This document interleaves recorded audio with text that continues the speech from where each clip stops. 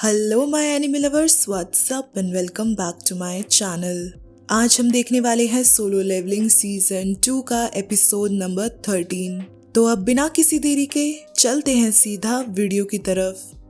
चाहे इनको बचाने की आखिरी उम्मीद भी टूट चुकी थी, जिन्वू को समझ नहीं आता कि अब वो उसे कैसे ठीक कर सकता है। वो कैमरामैन को जल्दी से लाइव ब्रॉडकास्टिंग को रोकने के लिए कहता है। फिर वो टस को ब्यूंग की लाश वहां लाने के लिए कहता है।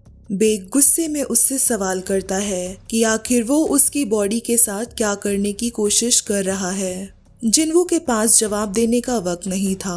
वो उसे शांत रहने को बोलता है और अपनी पावर्स का यूज करके ब्यूंग की शैडो को एक्सट्रैक्ट कर लेता है।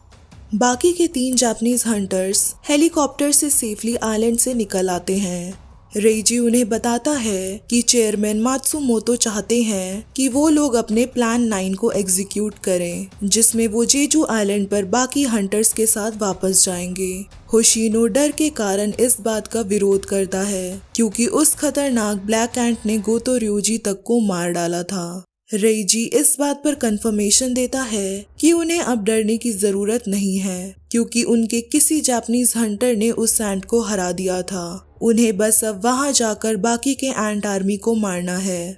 ब्यूंग की शैडो को देखकर हंटर्स हैरान होते हैं, जिस पर जिन्वू उन्हें बताता है कि उसे ब्यूंग की आवाज सुनाई दी थी जिसने उसकी पावर का यूज करने के लिए कहा था। ब्यूंग अपनी हीलिंग पावर से चाहे इनको हील कर देता है। बेक जिन्वू की इस सोच को समझता है, लेकिन वो उसे ब्यूंग को अपने साथ लड़ाई में ले जाने से रोकता है क्योंकि जब वो जिंदा था तब भी उसे लड़ाई से सख्त नफरत थी। बेक चाहता था कि मरने के बाद भी वो दोबारा कभी लड़ाई ना करे। जिन्वू इस बात को समझते हुए ब्यूंग की शैडो को रिलीज कर देता है, जो बेक को देखकर मुस्कुराता है और फिर वहां से गायब हो जाता है। मात्सुमोतो अपने ऑफिस से जिन्वू और बाकी हंटर्स को जिंदा देखकर गुस्से में आ जाता है क्योंकि मिशन में सारा क्रेडिट लेने का उसका प्लान फेल हो चुका था। उन्होंने ऑलरेडी अपने 7 एस रैंक हंटर्स को खो दिया था। अगर बाकी के 3 हंटर्स को कुछ होता है तो वो लोग अपने देश के रेड्स में भी जाने के काबिल नहीं रहेंगे।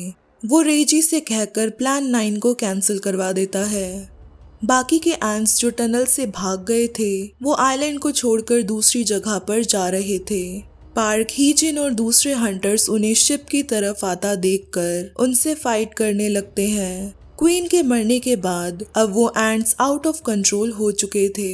हीजिन कहती है कि उन्हें एंट्स को शहर की तरफ जाने से रोकना होगा।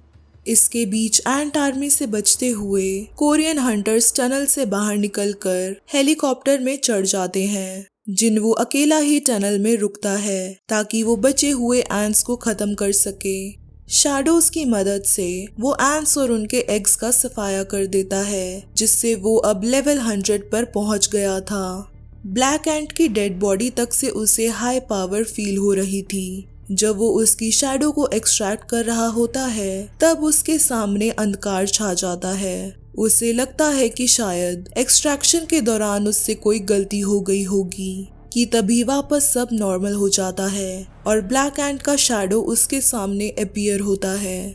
जिन्वू जब बाकी एंट्स की शैडो को एक्सट्रैक्ट करने जा रहा होता है तब ब्लैक एंट की शैडो उससे बात करते हुए कहती है कि वो उसे कोई नाम दे। सिस्टम में उसकी रैंक जनरल मेंशन्ड होती है, जिसकी वजह से वो बात कर सकता था। जिन्वू पहली बार अपने किसी शैडो से बात कर रहा था। वो उससे पूछता है कि आखिर वो उसे क्यों फॉलो करना चाहता है जबकि उसने ही उसे मारा था। ब्लैक एंट कहता है कि वो मरा नहीं है बल्कि किंग के हाथों उसका पुनर्जन्म हुआ है और वो उसकी शैडो आर्मी बन के बहुत खुश है। जिन्वू ब्लैक एंट की शैडो का नाम बेरू रखता है और बाकी के डेड एंट्स की शैडो को भी समन कर लेता है। टनल से बाहर निकलकर जिन्वू देखता है कि एंट्स ने अब शिप्स पर हमला शुरू कर दिया है।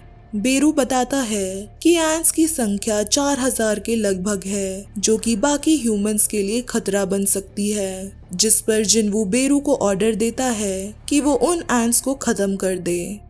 आधे एंट्स सिटी में भी पहुंच चुके थे, जहां पर सोंग चियुल और बाकी के लो लेवल हंटर्स उनसे फाइट कर रहे थे। बेरू तेजी से उड़ते हुए लगातार एंट्स को खत्म करता रहता है। जूही और सोंग चियुल उसे देखकर समझ जाते हैं कि इसके पीछे जिन्वू का ही हाथ है। एस रैंक हंटर्स जो हेलीकॉप्टर से ट्रैवल कर रहे थे, उन्हें भी एंट्स के कारण दिक्कतें आ रही थी। जिन्वू काइसल पर खड़े होकर उनके पीछे ही था, जो एंट्स को मार के हेलीकॉप्टर के लिए रास्ता बना रहा था।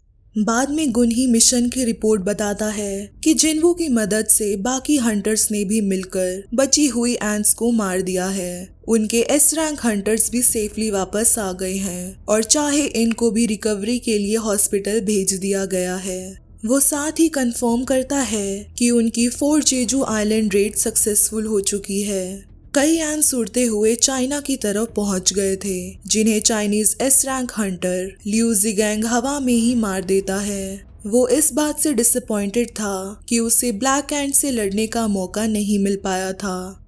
रेड के कुछ दिनों के बाद मरे हुए हंटर्स के लिए मेमोरियल सर्विस ऑर्गेनाइज किया जाता है, जहां पर जिन्वू और बाकी के हंटर्स अपने मरे हुए साथियों को श्रद्धांजलि देते हैं। पब्लिक के अंदर जिन्वू को लेकर काफी मिक्स्ड इमोशंस थे। कई लोग उसे हीरो मान रहे थे, वहीं कई लोग रेड में लेट शामिल होने के कारण उससे काफी नाराज थे। उनका कहना था कि अगर जिन्वू पहले आ जाता तो और ज्यादा जानों को बचाया जा सकता था। बेग जिन्वू को सलाह देता है कि वो लोगों की बातों पर इतना गौर ना करे और अपना सर गर्व से ऊंचा करके रखे, क्योंकि उसकी वजह से ही ये मिशन सक्सेसफुल हो पाया था। गुनही हंटर एसोसिएशन की तरफ से जिन्वू को उसके सपोर्ट के लिए शुक्रिया बोलता है। जिन्वू अपना गिल्ट जताता है कि अगर वो जल्दी आया होता तो जापानीज हंटर्स और ब्यूंग की जान बच जाती। गुनही भी उसे सांत्वना देता है कि वो इसमें खुद को दोषी ना माने, क्योंकि होनी को कोई टाल नहीं सकता। वो वादा करता है कि समय आने पर उसे उसकी मदद का इनाम मिलेगा। साथ ही वो हंटर के तौर पर उसके फ्यूचर प्लान्स के बारे में पूछता है, जिसपे जिन्वू उसे बताता है कि वो अपनी एक गिल्ड बनाना चाहता है। इसी दौरान पार्क जोंगसो अपने गिल्ड मेंबर्स के साथ क्वीन एंट के चैम्बर में जाता है, जहां पर उन्हें रेड के बाद टनल की सफाई का काम मिला हुआ था। वहां पर उनकी मुलाकात एक स्ट्रेंज व्यक्ति से होती है, जिसकी भाषा हंटर्स को समझ में नहीं आती।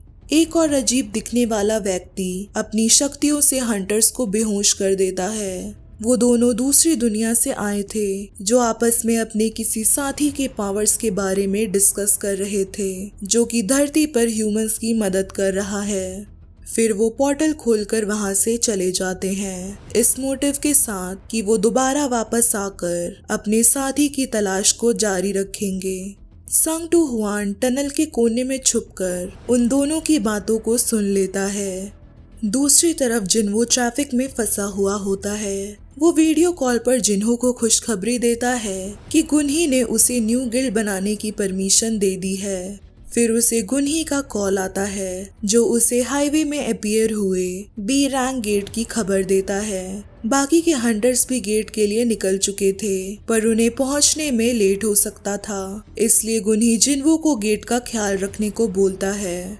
जिन्वू अकेले ही लोकेशन पर पहुंचकर गेट के अंदर चला जाता है, जो कि तुरंत ही रेड गेट में कन्वर्ट हो जाती है। अपने पिछले रेड गेट रेड के कंपैरिजन में जिन्वू अब ज्यादा स्ट्रॉन्ग हो चुका था। उसके पास पहले से भी ज्यादा शैडो आर्मी इकट्ठा हो चुके थे और उसका खुद का लेवल भी 100 पहुंच गया था। वो अकेले ही रेड गेट को क्लियर करके जल्द से जल्द घर पहुंचना चाहता था। वो शैडो आर्मी को समन करके वहां अपीयर हुए मैजिकल बीस्ट से फाइट शुरू कर देता है। इसी बीच चाहे इन और चोई जेजू आइलैंड रेड के बारे में बात करते हैं। चाहे इन पूरे रेड के दौरान बेहोश थी, जिससे उसे अपने ऊपर शर्मिंदगी महसूस हो रही थी। वो चाहती थी कि वो मेहनत करके और स्ट्रॉन्ग बने, ताकि वो जिन्वू के बराबर खड़े होने के लायक बन सके। वहीं जिन्वू की शैडो आर्मी सारे मैजिकल बीस्ट को हराकर जिन्वू के सामने झुकते हैं और वो कहता है कि अब वो अगले शिकार के लिए तैयार है। सो हे गाइस, अगर ये वीडियो आप सबको पसंद आई है then don't forget to like, share and also subscribe to my channel. और बाकी के सोलो लेवलिंग के एपिसोड्स को चेकआउट करना मत भूलना। तब तक के लिए टेक केयर एंड सायोनारा।